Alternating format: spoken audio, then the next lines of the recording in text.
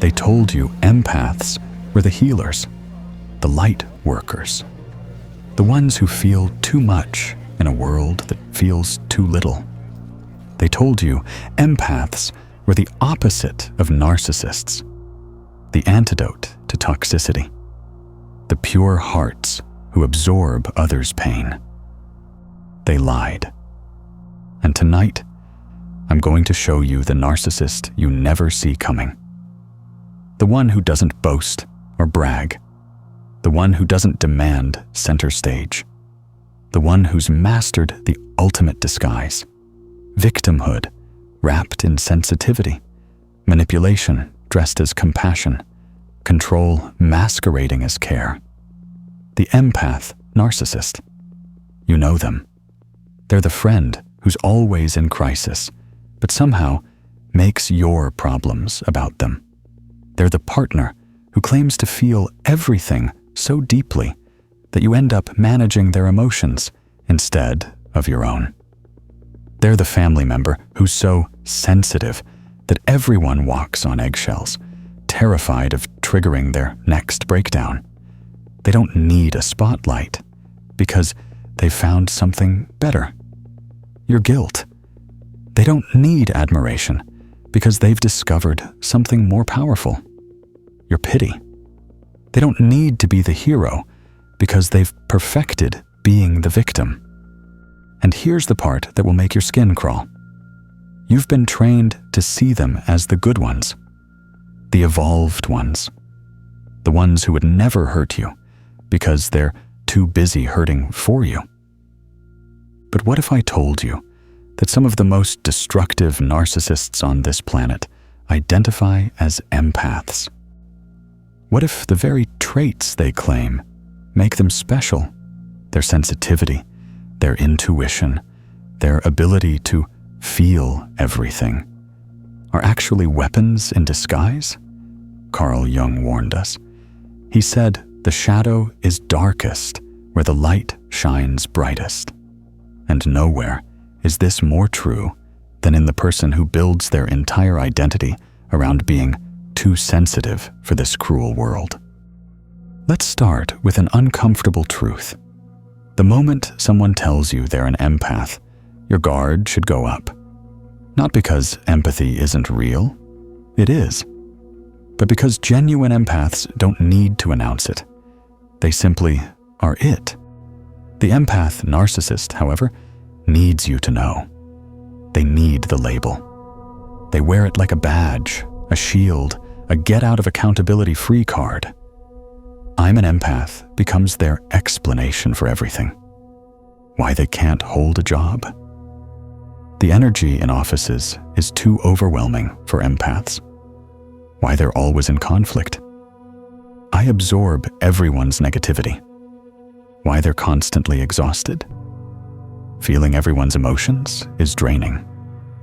Why they can't maintain relationships. People can't handle my depth. Notice the pattern? Every failure is externalized. Every problem is someone else's energy.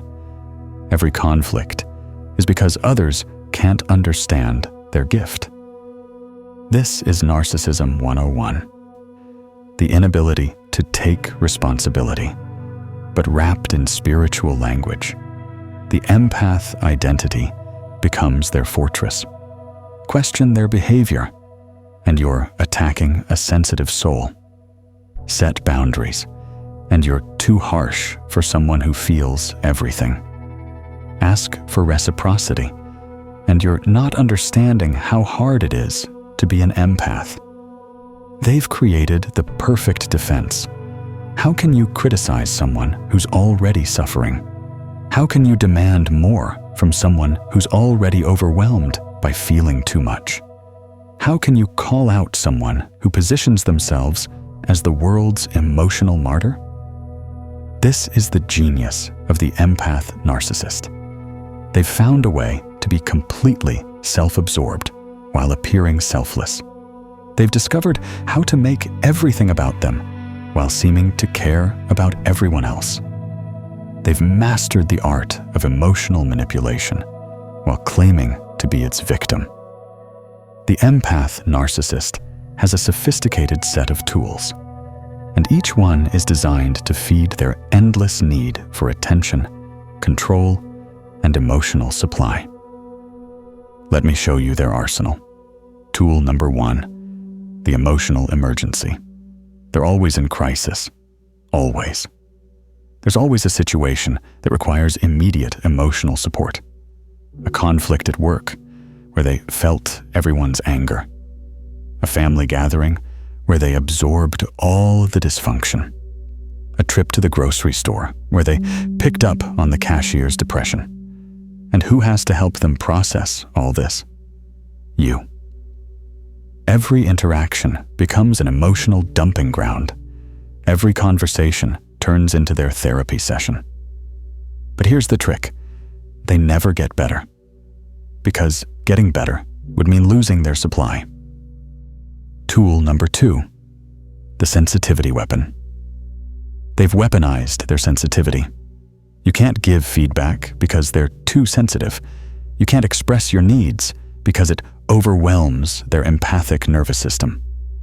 You can't have a bad day because they'll absorb your negativity and it will destroy them.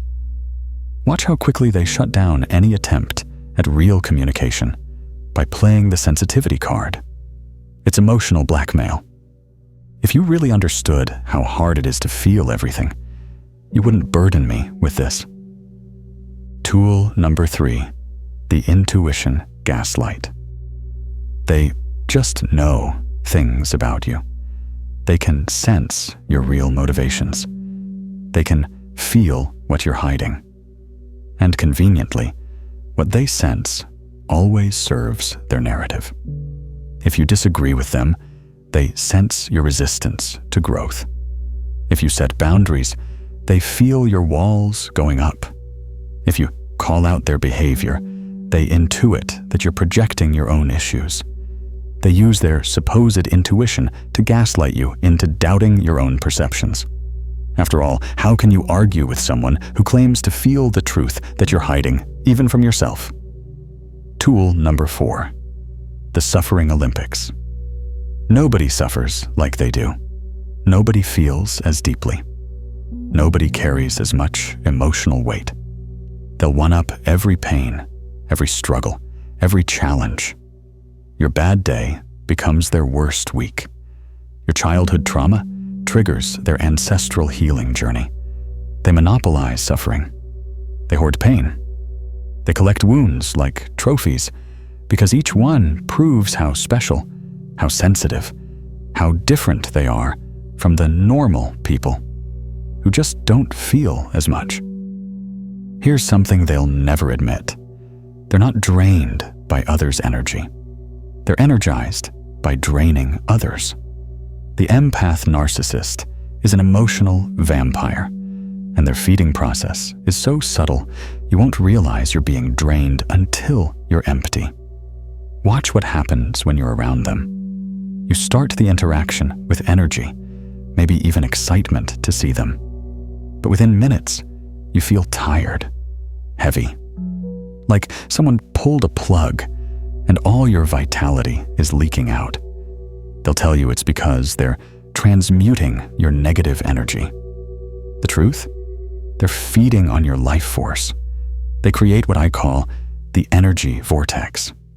Every interaction spirals downward into their problems, their feelings, their experiences. You came to share good news? Somehow it triggers their memory of a time they weren't celebrated. You need support? Well, that reminds them of how unsupported they've always been. They can't celebrate your joy because your joy isn't about them. They can't hold space for your pain because your pain takes attention away from theirs. They can't engage with your life because they're too busy forcing you to engage with their endless emotional drama. And here's the insidious part. They frame this drainage as a gift. They're holding space for you. They're processing energy for the collective. They're doing the emotional labor that others can't handle. They've rebranded emotional vampirism as spiritual service. But notice who always ends up exhausted. Notice who always needs recovery time after interactions. Notice who starts avoiding their calls, canceling plans, feeling relief when they're not around. It's never them. It's always everyone else. Because the empath narcissist has perfected the art of taking while appearing to give. They've mastered the performance of care while actually only caring about themselves. They've turned emotional manipulation into a spiritual practice. The empath narcissist doesn't control through domination. They control through dependency. They make themselves so fragile, so sensitive, so in need of special handling that everyone around them becomes their caretaker.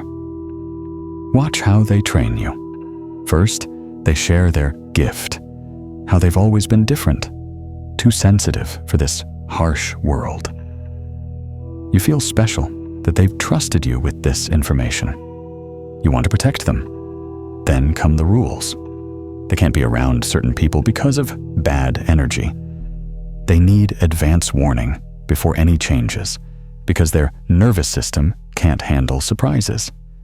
They require specific communication styles because harsh words physically hurt empaths. Before you know it, you're living by their manual.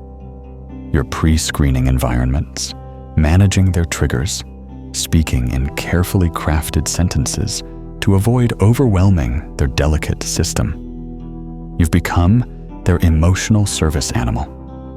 And if you step out of line, if you forget to warn them about a schedule change or use a tone they deem too harsh, the punishment is swift and devastating. They collapse. They withdraw. They're so hurt that someone who claimed to understand them could be so careless with their sensitivity. The guilt is overwhelming. You apologize profusely. You promise to do better. And just like that, they've trained you a little bit more. Each cycle deepens your conditioning until you're so focused on managing their emotions that you've forgotten you're allowed to have your own. This is covert control at its finest. They never have to demand anything because you're already scrambling to provide it. They never have to manipulate directly because you're manipulating yourself on their behalf. They've outsourced their narcissistic control to your guilty conscience. The empath narcissist loves spiritual language because it makes their dysfunction sound evolved. They're not avoiding responsibility. They're protecting their energy. They're not manipulating. They're honoring their truth. They're not selfish. They're practicing sacred self-care. They've weaponized the entire spiritual vocabulary. Boundaries become walls that only they're allowed to have. They'll set 100 boundaries around their needs while trampling yours in the name of authentic expression. Intuition becomes an excuse to make wild accusations. They sense things about you that justify their behavior, and you can't prove them wrong because it's their inner knowing. Energy becomes a tool for discrimination. They can't be around certain people, certain places, certain situations because of low vibrational energy.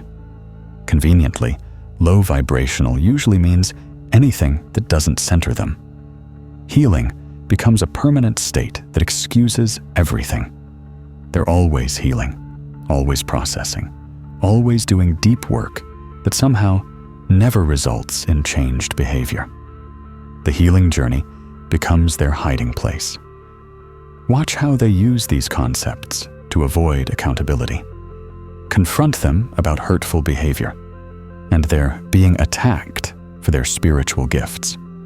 Ask for reciprocity, and you're stuck in 3D thinking. Need them to show up for you, and you're not respecting their healing journey. They've created a spiritual bypass so sophisticated that questioning them seems like questioning spirituality itself. They've positioned themselves as so evolved that any criticism appears to come from a less conscious place. It's the ultimate narcissistic defense. I'm not the problem. You're just not enlightened enough to understand me. You're watching this, and someone's face is appearing in your mind. Maybe multiple faces. The friend who's always in crisis. The partner who makes you feel guilty for having needs. The family member everyone caters to. The spiritual teacher who's somehow always the victim. And now you're seeing the pattern. How they monopolize every conversation with their emotional experiences. How they make your problems about their feelings. How they use their sensitivity as a weapon and a shield. How they drain your energy while claiming to be drained. How they control through guilt and emotional manipulation. You're remembering all the times you felt exhausted after seeing them. All the times you apologized for things that weren't your fault. All the times you made yourself smaller to accommodate their enormous emotional needs. All the times you questioned your own perceptions because they sensed something different. This recognition is painful because you genuinely cared about them. You wanted to support them. You believed their story about being too sensitive for this world. You thought you were helping a wounded healer. But here's what you need to understand. The empath narcissist counts on your compassion. They target kind people, generous people, those who want to help. They know you'll give them the benefit of the doubt. They know you'll blame yourself before you'll blame them. They know you'll exhaust yourself trying to fill their bottomless pit of need. Your kindness isn't weakness, but they've weaponized it against you. Your empathy isn't foolishness, but they've exploited it for supply. Your desire to help isn't codependency, but they've turned it into chains. So how do you break free from an empath narcissist? How do you extract yourself from their web of sensitivity and suffering? Very carefully, because they'll use every tool in their arsenal to keep you trapped. First, start noticing your body's signals. Your body knows when you're being drained. That sudden exhaustion, that heaviness, that desire to escape. Trust those feelings. Your nervous system recognizes a predator even when your mind is making excuses. Second, stop participating in their drama. When they launch into their latest crisis, don't engage. When they try to make your experience about their feelings, bring the focus back to you. When they play the sensitivity card, don't fold. Their emotions are not your responsibility. Third, set boundaries and expect retaliation. They'll accuse you of being harsh, unspiritual, lacking compassion. They'll have a crisis that requires your immediate attention. They'll tell everyone how you've abandoned them in their time of need. Hold the line anyway. Fourth, stop explaining yourself.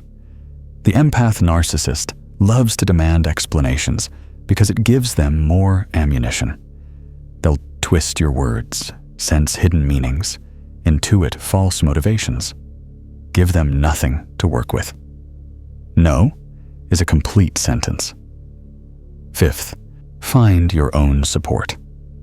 They've likely isolated you, made you feel like you're the only one who understands them.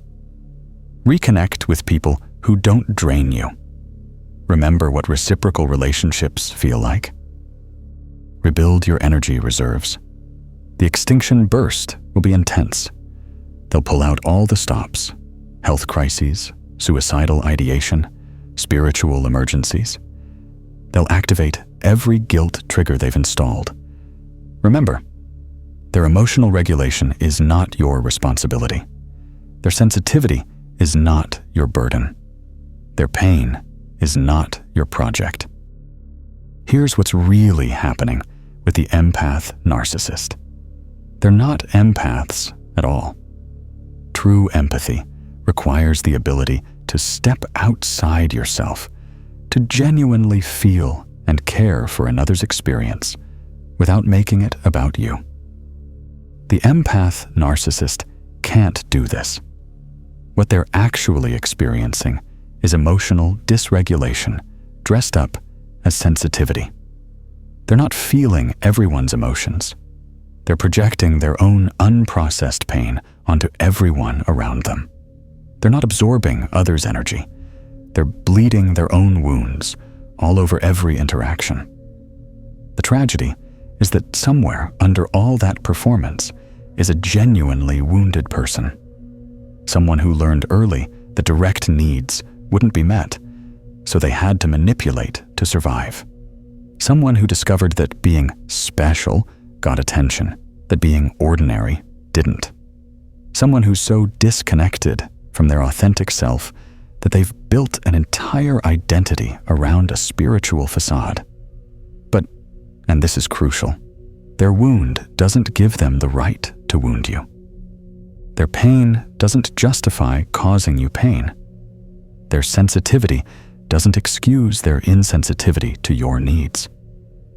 Understanding their trauma might help you have compassion, but it shouldn't keep you trapped in their dysfunction. Because here's the ultimate truth. The empath narcissist is using their supposed gift as a cover for their deepest fear. That without their special sensitivity, without their emotional performances, without their constant crises, they're just ordinary. And ordinary to a narcissist is death. So they cling to the empath identity like a life raft, not realizing it's actually an anchor. They drain others, trying to fill their own emptiness. They create chaos because peace would require facing themselves. They perform sensitivity because feeling genuinely would mean feeling their own pain instead of everyone else's projected suffering. If you've been caught in an empath narcissist's web, I want you to know something. You're not crazy. You're not harsh. You're not lacking in compassion. You've been systematically trained to doubt your own perceptions by someone who needs your confusion to maintain their control. Your exhaustion is real. Your frustration is valid. Your desire to help that turned into resentment is understandable. You're not a bad person for wanting to escape someone who claims to be so sensitive. You're not unspiritual for seeing through their performance. You're not cold for protecting your own energy. In fact, you might be the real empath in this situation. Because while they were performing sensitivity, you were genuinely feeling. While they were talking about absorbing everyone's emotions, you were actually caring about theirs. While they were using intuition as a weapon, you were trying to understand and accommodate their needs. The path forward is simple but not easy. Choose yourself. Choose your energy over their drain. Choose your reality over their gaslighting. Choose your needs over their endless crises.